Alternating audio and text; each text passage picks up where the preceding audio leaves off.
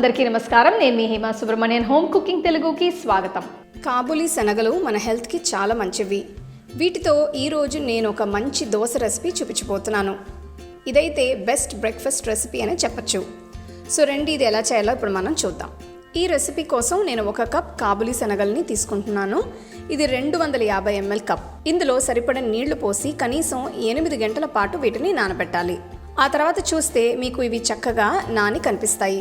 అలాగే ఇక్కడ నేను 1/2 కప్ అంత బియ్యంలో 1 టీ స్పూన్ అంత మెంతులు వేసి సరిపడ నీళ్లు పోసి 8 గంటల పాటు నానబెట్టి ఉంచాను.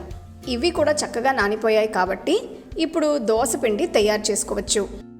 ఒక మిక్సర్ జార్లో ముందుగా నేను కాబూలి శనగలు వేస్తున్నాను. తర్వాత నానబెట్టిన బియ్యం కూడా వేయాలి. ఇదంతా ఒక్కసారి కాకుండా బ్యాచెస్లో రుబ్బుకుంటే బాగుంటుంది. ఇందులో తరిగిన 1 అల్లం ముక్క, తరిగిన 2 పచ్చిమిరపకాయలు వేసి కొన్ని నీళ్లు పోసి మెత్తగా అయ్యేట్టు రుబ్బాలి.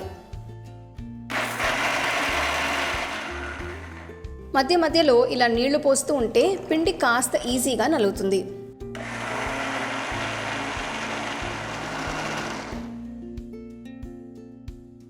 దీన్ని మొత్తం ఒక బౌల్లోకి ట్రాన్స్ఫర్ చేసిన తర్వాత మిగిలిన శనగల్ని బియ్యాన్ని అదే మిక్సర్ జార్లో వేసి కొన్ని నీళ్లు పోసి మెత్తగా అయ్యేట్టు రుబ్బాలి. దీన్ని కూడా అదే బౌల్లో వేసి మొత్తం ఒక్కసారి కలుపుతున్నాను. ముందే అల్లం పచ్చిమిర్చి వేసి రుబ్బాను కాబట్టి అంత బాగా బ్లెండ్ అయితే బాగుంటుంది. కాబూలి శనగల్లో చాలా మంచి ప్రోటీన్ కంటెంట్తో పాటు బోలెడని విటమిన్స్, మినరల్స్ కూడా ఉంటాయి. సో ఇలా మన రెగ్యులర్ ఫుడ్లో వీటిని ఇంక్లూడ్ చేసుకుంటే మనం చాలా హెల్తీగా ఉంటాం.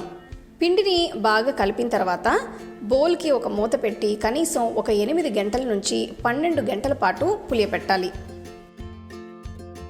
ఆ తర్వాత చూస్తే మీకు పిండి చక్కగా పొంగి కనిపిస్తుంది.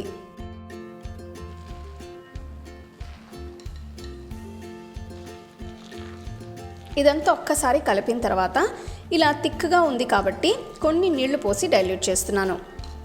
ఇది మరీ గట్టిగా కాకుండా మరీ పల్సగా కాకుండా ఇలా మీడియం కన్సిస్టెన్సీలో ఉండాలి. ఇప్పుడు దీనిలో 1 టీ స్పూన్ ఉప్పు, 1/2 టీ స్పూన్ జీలకర్ర వేసి కలపాలి. అంతే, దోశ పిండి తయారైనట్టే. ఒక పెనాన్ని వేడి చేసి ఉంచిన తర్వాత 1 గరిటెడు పిండిని దీని మీద వేసి మామూలు దోశ తిప్పినట్టే తిప్పాలి.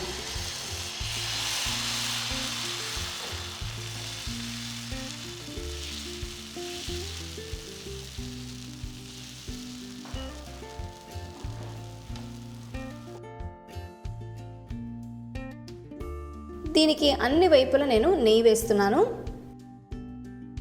నెయ్యి వల్ల మంచి ఫ్లేవర్ యాడ్ అవుతుంది. మీకు కావాలంటే దీనికి బదులు మామూలు నూనె కూడా వాడుకోవచ్చు. ఇలాంటి హెల్తీ బ్రేక్ఫాస్ట్ తింటే పిల్లలు, పెద్దవాళ్ళకు కూడా రోజంతా ఎనర్జెటిక్గా ఉంటారు. సో ఇది ఒకవైపు బాగా కాలిన తర్వాత రెండో వైపుకు కూడా తిప్పి కాల్చాలి.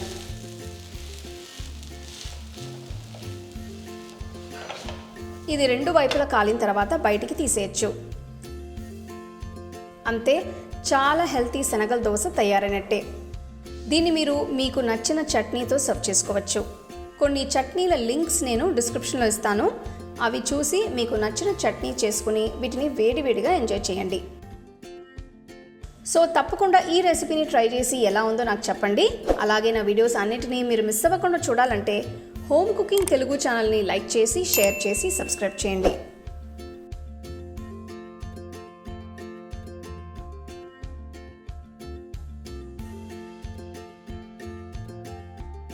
The second edition of our home cooking book is now available on our website 21frames.in. I'll give you the link in the description. You can go and check it out. The book is currently available only in India for now, so you can place your orders on 21frames.in.